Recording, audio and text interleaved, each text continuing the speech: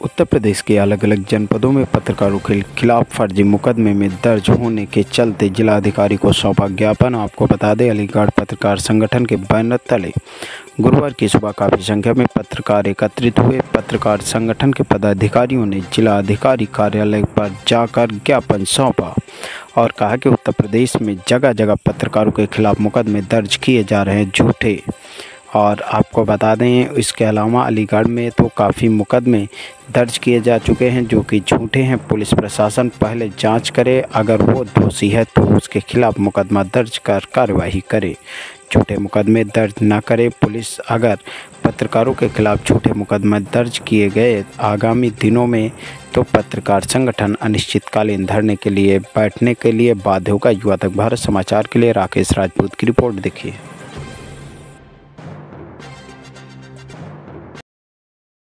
आरिफ अली खां है।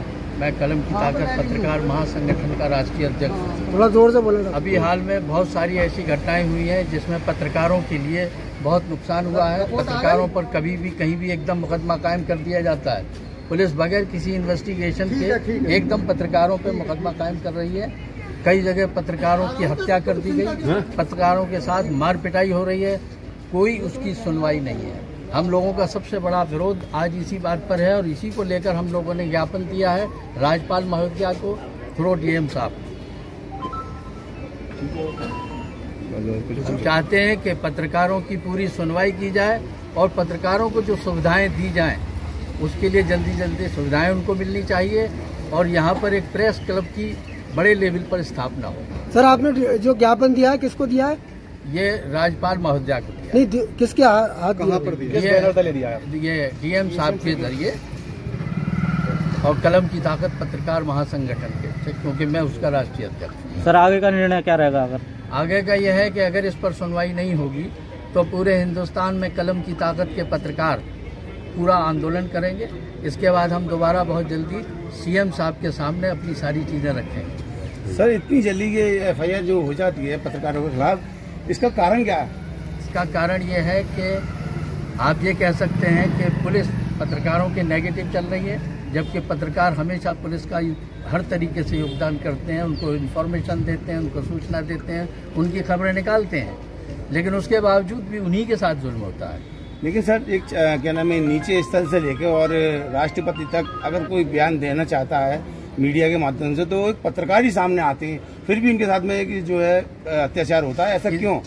इसीलिए तो आज हम सब लोग इकट्ठे होकर ये ज्ञापन दिया है और इसका विरोध कर रहे हैं और आगे भी हम इस लड़ाई को लड़ते रहेंगे। सर, मुख्यमंत्री का ये आदेश है कि अगर पत्रकार कहीं भी किसी भी थाने में जाए तो उसका मान करो, सम्मान करो और जो भी वो है किसी मसले में बात करे तो पूरा दो। तो फिर ये पुलिस ये मालूम है क्यों नहीं इसका वो? यही बात तो हम लोगों ने आज ज्ञापन देने के बाद इस आवाज को उठा रहे हैं और यही नहीं है, डीजीपी के भी सामने हम लोग जाएंगे और वहाँ भी आवाज उठाएंगे। जो अभी आपने नाम लिया डीजीपी साहब का, तो वो भी अभी इन्होंने पत्रकारों का बड़ा अच्छा सम्मान किया और बड़े अच्छे से बराबर ऊपर से उच्च अधिकारी और आपके माननीय मुख्यमंत्री जी और सभी लोग पत्रकारों के लिए बराबर ऊपर से आदेश तो दे पुलिस सर, पुलिस क्यों नहीं इस बात को, मतलब इस आदेश को वो कर रही है? हाँ, तो इसीलिए तो आज हम लोग विवश हैं इस बात पर कि आंदोलन छेड़ा जाए। आखिर इसकी वजह क्या है?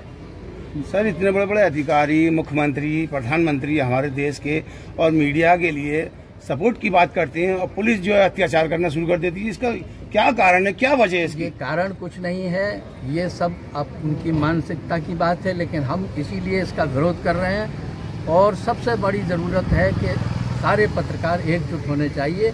इसमें कमियां हम लोगों की भी हैं क्योंकि पत्रकार किसी भी समस्या पर एकजुट नहीं होता, इसीलिए उनके साथ ये सारी चीज़ें होती हैं। लेकिन पत्रकार महासंगठन के पत्रकार और हम सब पूरे देश में मिलकर इसकी आवाज़ उठाएंगे और ये आवाज़ आखिर तक बुलंद करेंगे। चाहता हूँ क्योंकि उनके नेतृत्व में ये आज जो प्रोटेस्ट हुआ है वो हुआ पत्रकारों पर फर्जी मुकदमे को लेकर हुआ है। पूरे देश भर में आज़ादी के बाद से पत्रकारों के खिलाफ फर्जी मुकदमे लिखे जा रहे हैं बगैर जांच के।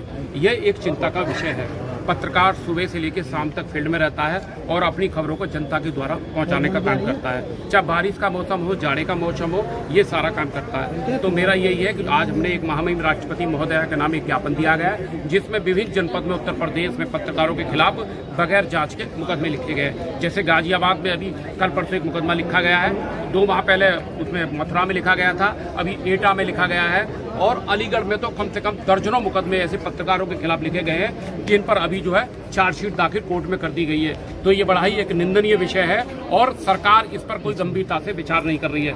हमारी कलम की ताकत पत्रकार महासंघ के राष्ट्रीय अध्यक्ष के नेतृत्व में ये रणनीति तय की गई थी कि पत्रकारों के हित में हम आज ज्ञापन देंगे और महामहिम राष्ट्रपति के नाम एक ज्ञापन जिलाधिकारी को प्रेषित करेंगे।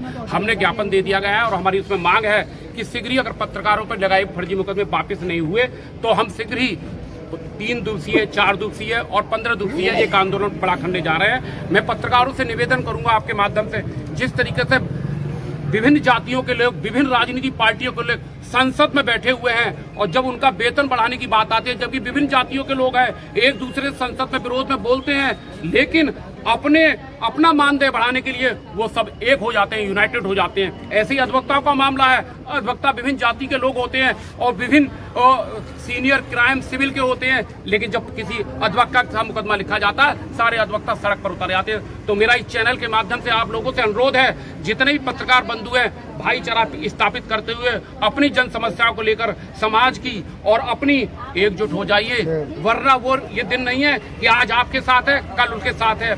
अगर हमारी मांगे नहीं मानी गई, ये 24 घंटे के अंदर से अगर पत्रकारों के खिलाफ कोई वो नहीं लिया गया उनकी फर्जी मुकदमों पर, तो हम जो है 5 तारीख से आंदोलन तेज करेंगे।